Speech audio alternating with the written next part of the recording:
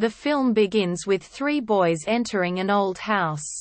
2 pushing the 3rd boy inside, where he's to take a dare. The pair gang up on him by throwing a tennis ball into the basement. Saying is a girl if he doesn't retrieve it, and chanting is a female when he hesitates. The boy slowly shuffles down in fear. And after some suspense, a scream is heard when is out of sight. The ball is thrown back, stained with what looks like blood, causing the 2 other boys to flee out of their own terror.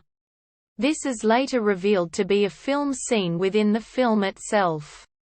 Musician Bruno is hired to compose soundtrack for an upcoming horror film, renting the villa where the movie is set for a few weeks to help his inspiration.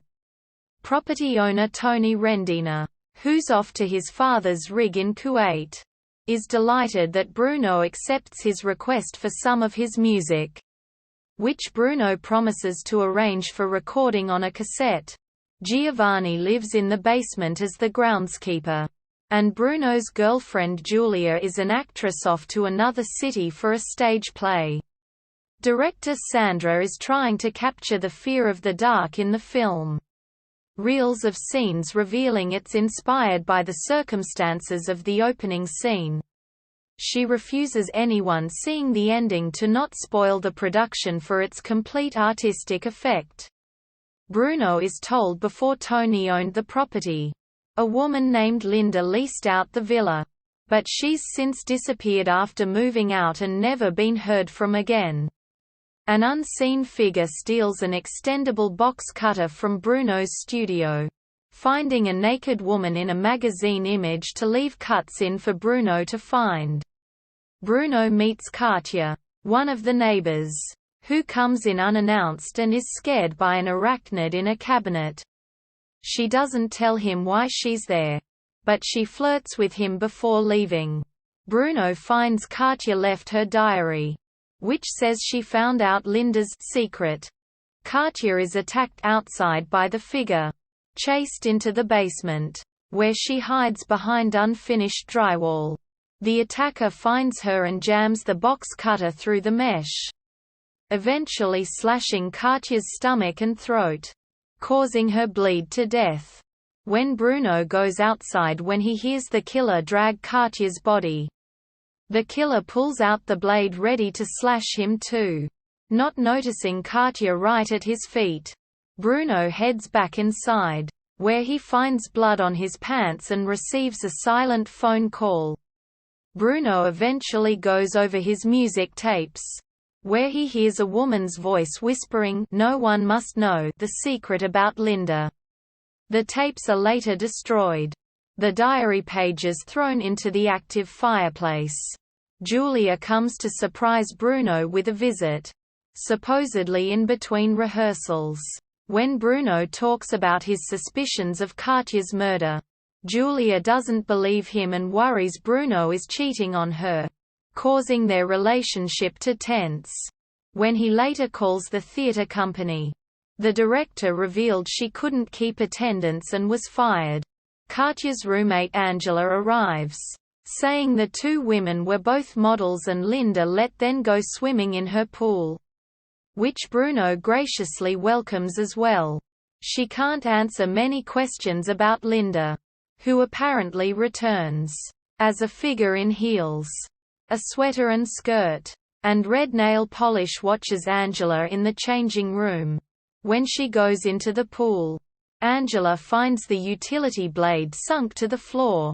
When she goes back inside to wash her hair, Linda stabs her hand into the bathroom vanity counter, covering her head in plastic and beating her head on the counter edge. She then rips Angela's hand away and slashes her throat over the bathtub before cleaning the scene. When Bruno sees the kitchen knife out of place and a hole in the vanity, he connects the dots, but he's still not believed. He goes into Linda's stored belongings in the basement with Sandra, where suitcases with her things included one filled with tennis balls. Sandra reveals Linda is the movie's primary inspiration. Giulia returns with a knife, as she's now scared because of the murders. Sandra places a call to Linda, saying how sorry she is and that she embellished the ending specifically. But Linda quietly cries and hangs up. Linda is shown back at the villa from the view outside her window. She retaliates by finding the final scene at the studio and shredding it with scissors. When Giovanni discovers Katya and Angela dead inside a tank, Linda bludgeons him to death with his own wrench.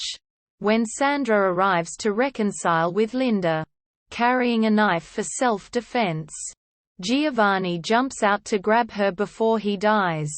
Linda surprises Sandra by garroting her with film reel, laughing maniacally while dragging her corpse around. Julia arrives to find Sandra's body buried under film. Linda traps Julia in the house by closing the garage door, taunting her with threats, messing with the lights, and dropping a ton of tennis balls from the ceiling. Julia hides in a cabinet when she sees Linda, who finds her and wedges the knife in the closed door. When Bruno arrives, Julia takes her chance to run, but Linda pierces her through her heart with the kitchen knife. With Bruno happening upon the scene, Linda charges him, only for Bruno to knock her out with a brick. Bruno is then surprised when only a wig is where Linda was left. The killer jumps out, revealing himself as Tony all along.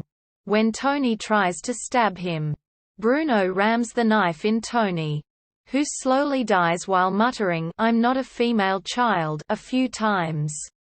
Bruno talks with a crew member, revealing Tony was too insecure and childlike inside to stave off Linda, his alter ego. So he murdered other women out of rage and to prove he was a man.